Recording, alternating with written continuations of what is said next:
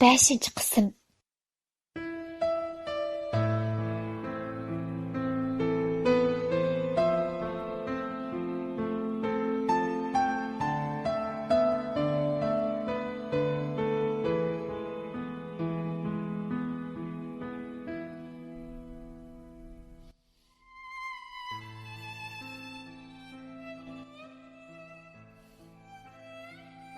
Ruqiya kelibla Fatimani quchoqlab, bun selib yig'lashga boshladi. Voy aqlli qardosh, sening gapingni bolduraq olsam bo'ptikan. Men nimanchi dedi. Ayshaning yilsini bilmay, shuncha yil jon-jigar do'stladim bo'p, sirlarimni pinhon tutmay odosh bo'p keptiman emasmi? U bizni shuncha yil aldabdi emasmi? Ayşe notuyu asli sağdıkken, o bizni aldabdıkken, onun oğlumu ağlam işkisine obalısıkken. Rukiye canım, sen nimelerine davatsa zadi? Pakatlı düşünmedim. Bana düşündüre adaş. Sen bu işlerini kandak bildin. Nimandak onu tətір geplerini qıp yürüyse? Rukiye, Ayşem kirgizgen xatni Fatimaga berdi. Fatima xatni bir qo'r o'qib chiqdi. Birdan tinish turatib gap boshladi. Adaş, bu işte biraz suiqasbadek turdu. Sen aldırab bundaq iflaslarning xatlariga ishinib, o'zingni azoblama. Bizning hech bir gumon qilg'idek isbotimiz yo'q. Eng muhimi, olim seni bekli yaxshi ko'radi. U bir kun sirti qo'nib qoldimi? Yo'q, adaş, olim azaldan sirti qo'nib qolmaydi. Onun muhabbetinden gumon qilg'idek asosim yo'q. Lekin bu xatni qanday tushunaman? Canım adishim, sen nimanchi sodda bo'lg'iyding deyman. Hasadxo'rlarning ayollarni ayrishdagi taktikalar bek ko'p. Hamda ularda qilchilikmi odamiylikdan eg'iz ochqa bo'lmaydi. Shunga shundoq pastkash vositalarni qo'llanib, baxtli bir juftlarni ayrishga urinadi. Oğu to'g'ri adash. Fatimaning so'zlari Ruqiyani xotirjam qilgan edi. Yig'isini to'xtatdi. Fatima yana adishiga nasihat qilishga boshladi. Adash, biz hozirgi vaqtda oilamizni saqlab qolishimiz uchun bakli eg'ir bisiq hamda zerak bo'lishimiz kerak. Erimizni har qachon sirtga tulkijin hayvonlar ozdirishga urinadi. Shuning uchun biz erimizdan behuda gumon qilib, ularning oilaga bo'lgan mehrini sustlashtirib, sirtqa qarashga majbur qilib qo'ymasdan, uy kirsa eng tatli so'zlarimizni ularga qilib, eng go'zal kiyimlarimiz bilan o'zimizni pardozlab, erimizga hayotdagi birdan-bir go'zal, xotirjam, baxtli bir joyning dil oil ekanligini his qildirishimiz kerak adash. Shunda qilgandilla erimizning sirtdagi izit qular qarashga asla ro'y bo'lmaydi. Adishining gaplaridan mo'l bilimga ega bo'lgan Ruqiya bakli xursand bo'ldi. Sen nimanchi aqlliqa hamda har qanday odamning azobiga shifoliq dori bo'la olaysan. Shu topda mening yurak azoblarimni shifoliq so'zlaring bilan davolavatding jiyanim. Rahmat sana. Endi undaq fitna fasodlarga ishonib, muhabbatimga shak keltirmayman. Yaraysa, mana endi mening go'zal malikamga o'xshading adash. Cho'qqim shunday qilishing kerak. Eng muhimi, o'zingni undaq ishlarga azoblashga arzimaydi. Ruqiya xotirjam holda gumonlarni cho'rib tashlab, endi uyga qaytish uchun Fatima bilan quchoqlashib xo'shlashdi. Fatima Ruqiyani o'zitib qo'ydi, lekin ko'nglida tashvish paydo bo'ldi. Ruqiyaga tasalli berib, uni gumondan xoli qilmaganda, Ruqiya bu azobga bardoshlik berolmay tugishib ketishi aniq edi. Shu sababdan Fatima Ruqiyani chiroyli ham ishonchli so'zlar bilan qoyil qilib, ko'nglidagi gumonni yo'q qilib, ondan yo'lga solgan edi. Biroq o'zi vijdon azobi tatmoqda. Olim Oyshan bilan tepishib qolsa, Fatima nemishqa vijdon azobi tortqudak? Albatta tortadi. Chunki Oyshan bilan Ruqiya dal Fatimaning sababi bilan tunishib qolgan edi. Ruqiya Fatimani izlab kelgan vaqtda Oyshamni tangli kap qilib, shu sabab bilan ular tunishib qolgan. Shunga bu ishda Fatimaning mas'uliyati ig'ir edi. Shunglashqa u o'zini ayblamoqda. Bu ishni qandoq aniqlasam bo'lar? U ikkisini qandoq ayirib yaxshi bo'lar? Sharmandalar. Qandoq bu bundoq paskashliklarni qilib yurganda deyman. Ajab aqlim sig'maydi bu ishlarga. Sadi qandoq qilsam bo'lar? To'satdilli kallasiga bir aql keldi. Fatima Oysham bilan qaytadan yaqinlashish orqali isbot topmoqchi bo'ldi. Lekin buni Ruqiyaga hargiz bildirmaslikni o'yladi. Oyshamga telefon qildi. Adash, uzun bo'ldi ahvol so'rayanmidim. Vaqtim bo'lsa bir tomoq yeylichi bir kuni. dedi Fatima Oyshamga. Oyshammu ma'qul bo'ldi. At tushdi bir tomoq yeydiganga kelishib xo'shlashdi. Mana Oysham Fatimaga telefon qildi. Adash, qayerda ko'rishimiz? Xanjamat choy taomlarida ko'rishaylik adash, dedi Fatima. Shunda qilib u ikkisi xanjamatiga keldi.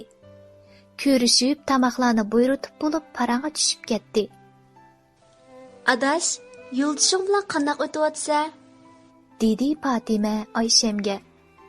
Voy, nemisin deysa adash, er kishida vafo bo'lmaydi ekan, u iplar sirtda birsini tepib olibdi. Shuning bilan ajrashib ketdim. Bolani uzan beqib qoldim. Beqishaq uchun oyda 1000 yuan berdi, dedi. Bu gapni anglab Fatima hayron qoldi. Qacha ajrashding adash? Ig'irlik qilsang-chi, bir o'g'ling tursa, deyishiga, "Osh, bo'ldi qila adash. Bu shumni deb xo'rliq tatib yuramdim. Guldek yoshliqimda xo'shalxo'ram yashab ko'nglimni ozod tutib yashashim kerakdi. Meni tug'digan onam bo'lsa qayirib qoldi. Meni qayt tug'maydi degina. Shundoq emasmi?" dedi Oysham.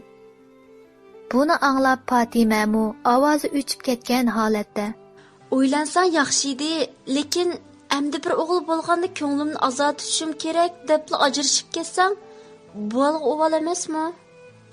Sen baxsang, dada mehriga qanmay yashaydi. Dadasiga bersang, ona mehriga tashna yashaydi. Uf, bu kaj taqdir farzandlari nim gunoh? Gunohni ota-ona o'tkazsa, jazosini farzand tortishi meni pek ichindirdi. deb ko'zlaridan yosh tamchilagan Fatima Oyshamning o'g'liga qarab, uning chiroyidagi miskinlikni ko'rdi.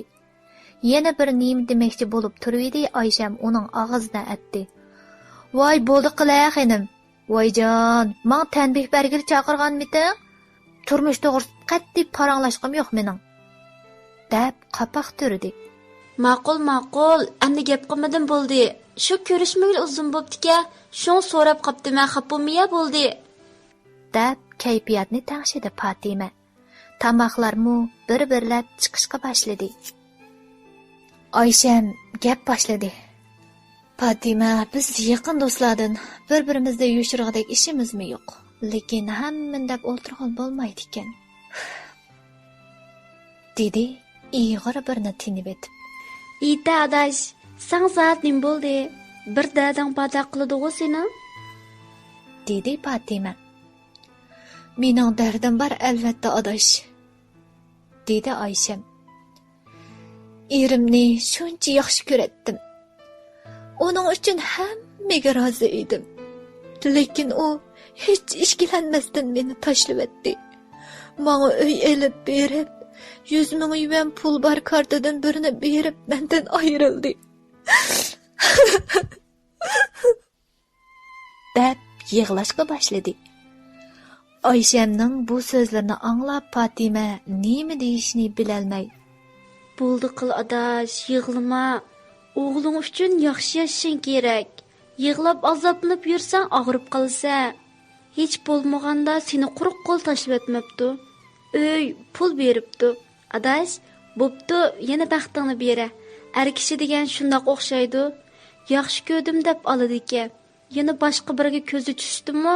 Bo'ldi. Hammadan voz kechib, farzandlarni yetim qilib, ajrashib qaytadan yaxshi ko'rib qolgan ayolini oladi ekan. Buningga nima amal deysa? qaqshab, yig'lab bu ishlarni o'zgartgan bo'lsidi, kech-kechalab yig'lab taqdirimizni o'zgartgan bo'lardik. Hech bo'lmaganda bizning tinimiz salomat, ota-onamiz bor, bizga ko'ngil bo'ladigan mushishlarni biz uchun yetarli hisoblandi. Harash adash, yo'ldishing nima ish qiladi? Ayşem bir az sükut turib ketib. U ablah tijorat qiladi. Oyda 2 qatim keladi. Qolgan vaqtda Aqsuda turadi. Shuningim chidab kelsam, oxir o'z chidamay ajrashib ketayli, dedi.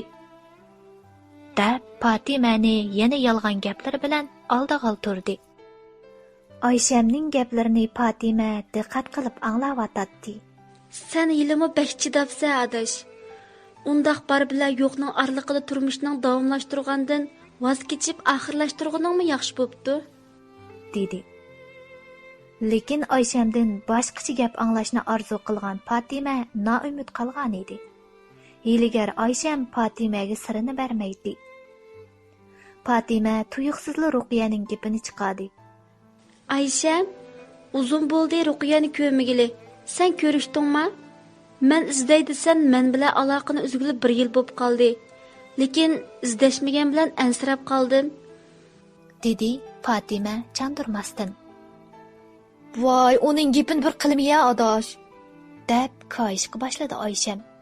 Sen bilan ko'rishmaslikni er buyruq qilgan odishim bilan ko'rsam nim bo'pti, diyamay sendan ayrildi-ku vafosiz yuzsiz odishing.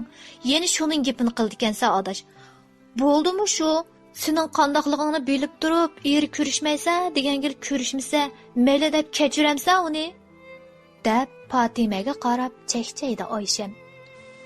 Adash, Ruqiya bir ayollik majburiyatini ado qildi. Uni xato tushunmayli. Eriga bo'ysunmay, tushundirib yurgan bo'lsa, olim ochiqlanishi, ondan ularning baxtli turmushiga daxl etish mumkin edi. U to'g'ri qildi.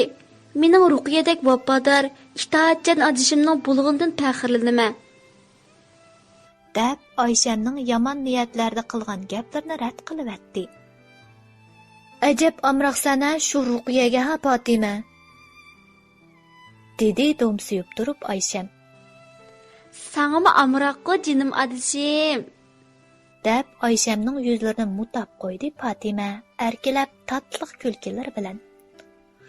U ikkisi shundoq ko'ngillik o'ltirib tamoqlarni yeb, gaplar tugagandan keyin tamoqxonadan chiqib uylariga minishdi. Lekin Fatima Ayşemdan anglashni umid qilgan gaplarni anglay olmay sal ichi siqilib qolgan edi. Fatima Ruqiyaga telefon qildi. Ayşem bilan ko'rishganligini, yo'ldishi to'g'riliq paranglashganligini hammani aytdi. Biroq Ruqiya sal ta'jiblandi. Chunki olim bilan Ayşemning munosabatidan ozroq gumon qilganligini Fatimaga aytdi.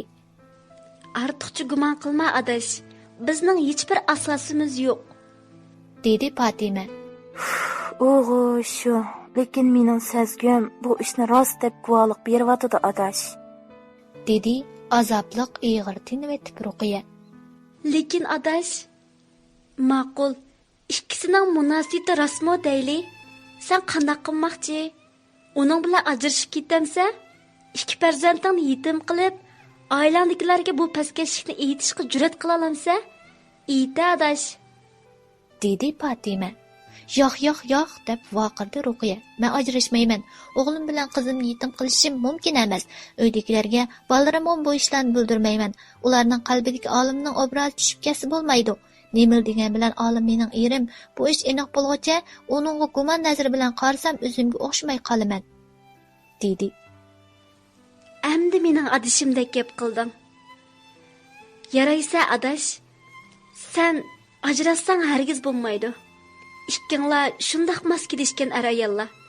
Shunga o'tkinchi xafalıqlarga bardoshlik berishing kerak, deb Ruqiyaga tasalli berib, ko'nglini xotirjam qilib, xo'shlashib telefonni qo'ydi va bu bir juftlarning baxti ko'z tegmasin deb o'z-o'ziga pichirladi.